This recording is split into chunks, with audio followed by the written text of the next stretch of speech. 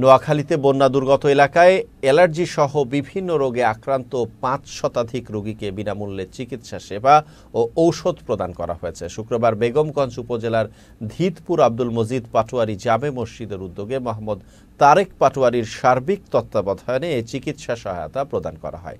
এ কার্যক্রমের উদ্বোধন করেন বেগমগঞ্জ উপজেলা নির্বাহী কর্মকর্তা মোহাম্মদ আরিফুর রহমান। এ সময় উপজেলা মাধ্যমিক শিক্ষা অফিসার জহির উদ্দিন সহ আরও অনেকে উপস্থিত ছিলেন। একবারে দুর্গত অঞ্চল থেকে গিয়ে পানি ভেঙে গিয়ে কিন্তু স্বাস্থ্যসেবা পাওয়ার একটু কষ্টকর। তার পাশাপাশি হচ্ছে যে এই সংস্থাগুলো যারা হচ্ছে মেডিসিন নিয়ে আসছে, মেডিসিন হচ্ছে ব্যয়বহুল একটা বিষয়। তো এটা এই জন্য যদি হচ্ছে আমাদের প্রত্যন্ত অঞ্চলে যদি এই বিভিন্ন সংস্থা যারা আছেন তারা নিজস্ব উদ্যোগে আসেন, তাহলে আমাদের স্বাস্থ্যসেবাটা আরো ভালো বেগবান হয়। সরকারের পাশাপাশি বেসরকারি এই উদ্যোগগুলো আসলে এই মুহূর্তে প্রয়োজন।